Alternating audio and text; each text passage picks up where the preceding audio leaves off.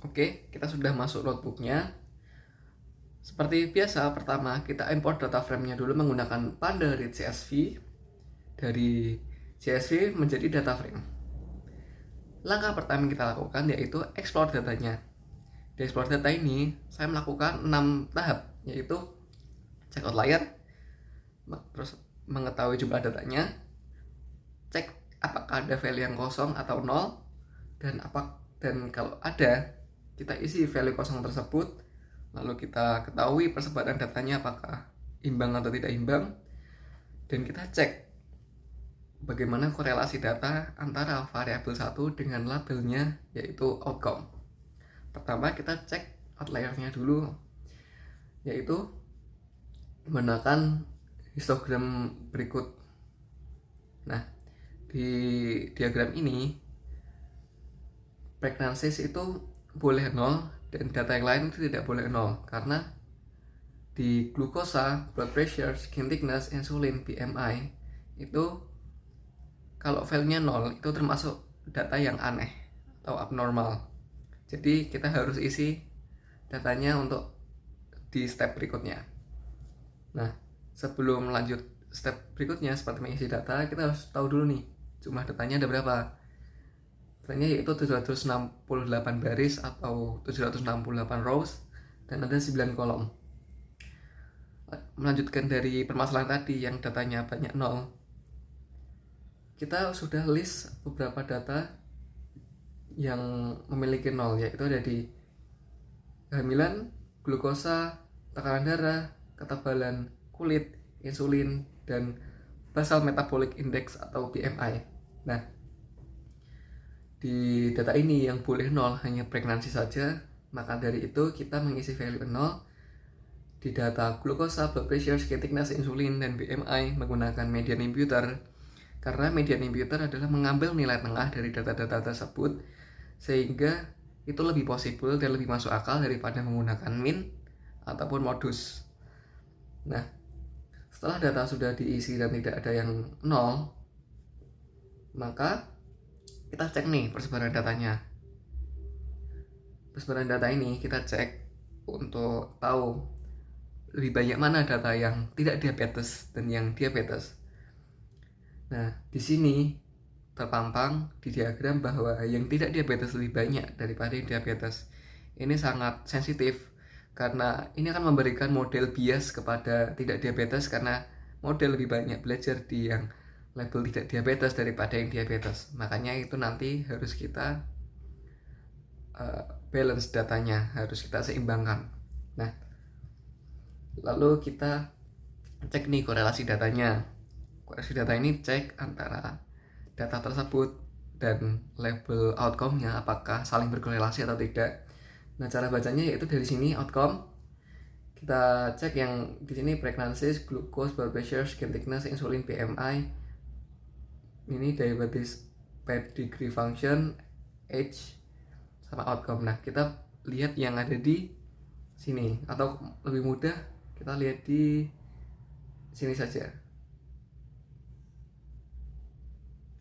Nah, di sini. Nah, di pregnancies korelasinya 22%, glucose 49%, blood pressure 17%, skin thickness 21%, insulin 20%, BMI 31%, diabetes pedigree function 9%, dan umur 24%. Sehingga yang sangat berkorelasi adalah glucose, BMI, dan age atau umur. Itu dari exploratory datanya. Lanjut kita ke preprocessing datanya. Oke, sekarang lanjut ke preprocessing datanya. Preprocessing itu bertujuan untuk mengubah datanya atau mentreatment agar datanya tersebut siap untuk diuji, agar datanya tersebut tidak noisy, tidak mengganggu model yang akan diuji. Di preprocessing data ini ada 4 teknik yang kita lakukan, yaitu imputasi data. Tadi yang mengisi data nolnya menggunakan median sudah saya lakukan tadi. Lalu kita balance datanya agar imbang learningnya, hapus outliernya, dan scaling datanya. Oke, sekarang kita langsung ke balancing data karena imputasi datanya sudah ada tadi. Nah, di balancing datanya seperti biasa kita menggunakan Smote, dan ini hasilnya udah imbang 500-500 sehingga nanti modelnya tidak bias dan belajarnya objektif karena datanya imbang. Lalu kita hapus outliernya. Nah, di outlier ini yang paling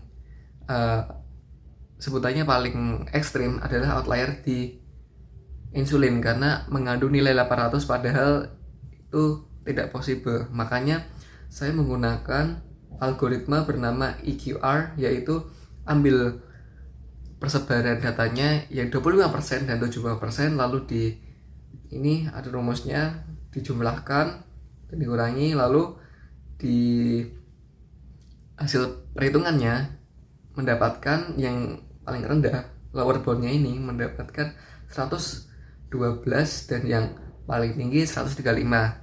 Ini berfungsi untuk meringkaskan datanya agar rentangnya tidak terlalu jauh untuk memudahkan model belajar atau learning dan mengurangi noise. Lalu di diabetes pedigree function ini saya memutuskan untuk dihapus. Kenapa dihapus? Karena persebaran datanya sangat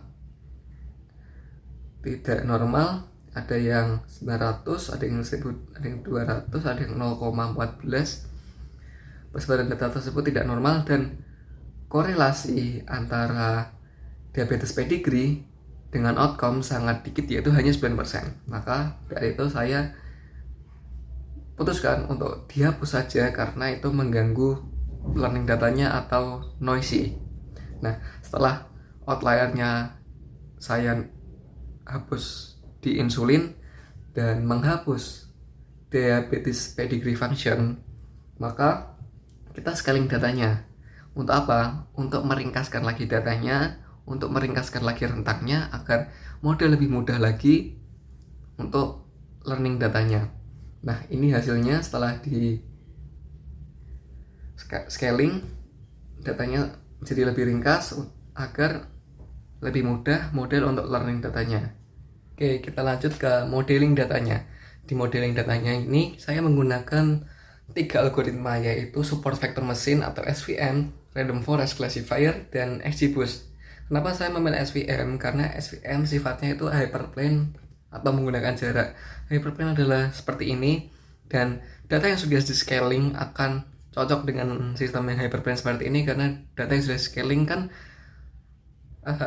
rentangnya sudah sedikit sehingga jarak di hyperplane ini menjadi lebih sedikit, makanya cocok dengan SVM. Lalu di random forest classifier dan XGBoost saya memilih karena kedua algoritma tersebut sistemnya tree, banyak parameter yang bisa kita ubah-ubah untuk optimasi berdasarkan data yang kita punya, makanya kedua algoritma tersebut saya pilih. Lalu pertama di support vector mesinnya, yaitu hasilnya akurasinya adalah 70,8% atau 71%, mendekati dengan 90 true positif, 87 true negatif, 37 false positif, 36 false negatif. Lalu di random forest classifier akurasinya cukup bagus, yaitu 79,2%, mendekati 80% dengan 107 true positif, 91 true negatif, dan 33 false positif, 19 false negatif. Nah, di XGBoost akurasinya kita dapat 74,4% dengan 101 true positif, 85% true negatif, 39 false positif, dan 25 false negatif. Oke, lalu ke ini divisualisasikan hasil dari perhitungan akurasi tadi, dan saya coba untuk optimasi modelnya menggunakan hyperparameter yang kita ubah-ubah. Dan ini Grid Search CV adalah library yang bisa digunakan untuk seperti melooping parameternya ini supaya dapat hasil yang terbaik. Nah, setelah saya looping dan mencoba parameter tersebut, dapat parameter yang terbaik adalah C1, gamma 0,1, dan kernelnya RBF. Nah, di sini di SVM-nya ini hasilnya jadi 78% yang sebelumnya adalah 71%, dengan 110 true positif, 85 true negatif, 39 false positif, dan 16 false negatif. Lalu untuk yang di rainforestnya saya coba untuk optimasi lagi, dan ternyata malah hasilnya lebih jelek, 76,4% dengan 102 true positif, 89 true negatif, 35 false positif, dan 24 false negatif. Nah, di XGBoost saya juga coba menggunakan grid source CV dan parameter di looping, lalu dapat ini hasilnya lebih bagus sedikit, dari 74,4% jadi 76% dengan 107 true positif dan 83 true negatif, 41 false positif dan 19 false negatif. Di kesimpulan di SVM, karena algoritma tersebut yang paling banyak perubahannya dari 70,8% menjadi 78%. Nah, di sini saya list apa saja hyperparameter yang dipakai, dan algoritma menemukan hyperparameter yang terbaik adalah C1, gamma 0,1, dan kernel RBF. Sedikit pembahasan tentang hyperparameternya. Kernel RBF di SVM adalah kernel yang pemisahnya tadi, hyperplane-nya tersebut ini melengkung sehingga lebih bisa memisahkan. Dan yang di C1 dan gamma 0,1 itu algoritmanya lebih bisa membedakan. Jadi jika ada data yang mirip, algoritma tersebut lebih tegas untuk membedakan perbedaan yang sedikit tersebut. Sehingga dengan kernel RBF yang melengkung tadi dan C1 gamma 0,1, algoritma lebih bisa membedakan perubahan-perubahan sedikit dari data yang ada yang saat ini kita uji. Begitu. Sekian, terima kasih. Kurang lebihnya mohon maaf. Wassalamualaikum warahmatullahi wabarakatuh.